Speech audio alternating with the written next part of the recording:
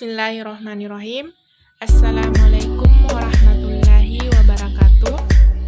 Perkenalkan, nama saya Andi Siskawani, mahasiswa pasca sarjana IAIN Parepare Program Studi Pendidikan Agama Islam. Pada kesempatan kali ini, saya akan membahas tentang pendekatan saintifik dalam pembelajaran pendidikan agama Islam, meliputi skenario penerapan pendekatan saintifik dalam pembelajaran pendidikan agama Islam. Ya, dalam prosedur pendekatan saintifik ini terdapat 5 langkah. Yang pertama, mengamati. Yang kedua, menanya. Yang ketiga, menalar. Yang keempat, mencoba atau eksplorasi. Dan yang kelima, membuat jejaring pembelajaran. Nah, dalam tahap mengamati ini, khususnya jika kita ingin mengimplementasikan tahap mengamati dalam pembelajaran pendidikan agama Islam, contoh, peserta didik itu diberikan pemahaman bahwa sejatinya manusia yang benar dan dibuka bumi itu adalah hanya untuk beriman kepada Allah Subhanahu wa Ta'ala. Sebagaimana dalam Quran Surat Az-Zariyat ayat 50-51, yang artinya, dan janganlah kamu mengadakan Tuhan selain yang lain di samping Allah, sesungguhnya aku seorang pemberi peringatan yang nyata dari Allah untukmu. Kemudian orientasi setelah manusia itu diciptakan itu adalah sebagai seorang khalifah di muka bumi, yang mana maksud seorang khalifah di sini adalah seseorang yang mampu mengelola apa-apa yang telah diberikan di bumi untuk dikelola sedemikian rupa sesuai dengan syariat Islam. Dalam Al-Quran, seorang khalifah ini ditegaskan dalam Quran Surat Al-Baqarah ayat 30, yang artinya sesungguhnya aku hendak menjadikan seorang khalifah di muka bumi. Dan mereka berkata, mengapa engkau hendak menjadikan seorang khalifah di muka bumi ini yang akan membuat kerusakan padanya dan akan menumpahkan darah? Padahal kami senantiasa bertasbih dengan memuji engkau dan mensucikan engkau. Tuhan berfirman, sesungguhnya aku mengetahui apa yang tidak kamu ketahui. Nah, khusus dalam mata pelajaran fikih ini, kita ambil contoh misalnya membahas tentang tahara. Nah, di sini setelah peserta didik itu diberikan pemahaman tentang apa itu tahara, rukun-rukun tahara, dan lain sebagainya, nah, otomatis peserta didik itu akan mampu menerapkannya sebagai bentuk dari pemahaman dan pengalaman mereka terhadap apa yang sedang mereka amati. Yang kedua itu menanya.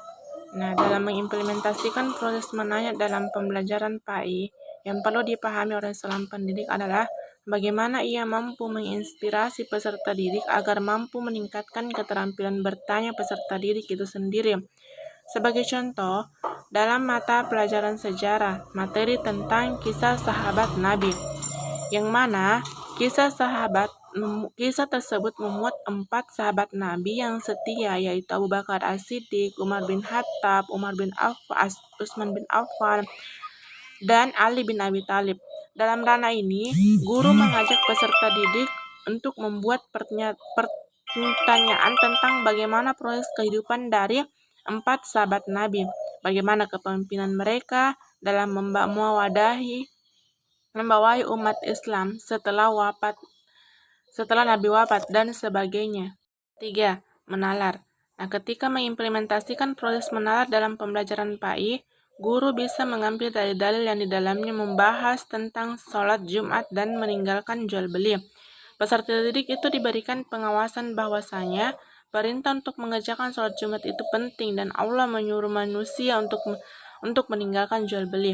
Bahkan, jual beli bisa ditafsirkan sebagai meninggalkan segala aktivitas duniawi untuk bersegera memenuhi panggilan ilahi sebagai bentuk penerapan takwa. Berkaitan dalam hal ini, peserta didik itu diajak untuk berpikir bahwa hari Jumat itu merupakan bagian terpenting dalam sepekan yang harus betul-betul dimanfaatkan dengan baik. Itu adalah mencoba atau eksplorasi. Dalam mengimplementasikan ranan mencoba atau eksplorasi dalam pembelajaran pendidikan agama Islam, seorang guru itu bisa mengambil contoh materi tentang ibadah haji yang termasuk rukun Islam yang kelima. Dalam materi ini, peserta didik diajak untuk mengsimulasikan manasik haji yang difasilitasi oleh guru, yang mana di dalamnya terdapat aktivitas langsung seperti bagaimana memakai pakaian ihram, meluruskan niat dalam ibadah haji, wukuf di Arafah, tawaf, sa'i, melempar jumrah, dan sebagainya. Yang kelima itu adalah membuat jejaring pembelajaran. Nah, implementasi ranah membuat jejaring pembelajaran dalam pendidikan agama Islam, misalnya mata pelajaran fikih yang dimana membahas tentang zakat, hukum zakat, dalil tentang zakat, syarat zakat, rukun zakat, dan sebagainya. Salah satu hikmah yang bisa ditarik dari zakat itu adalah bagaimana seorang muslim bisa atau mampu mengeluarkan sepertua dari hartanya untuk orang-orang yang membutuhkan. Nah, jejaring pembelajaran juga dapat dikaitkan dengan pembelajaran tentang kemiskinan yang mendekatkan diri kepada kekufuran. Logikanya adalah dikala perekonomian sedang mengalami kekurangan, godaan-godaan akan duniawi semakin merajalela.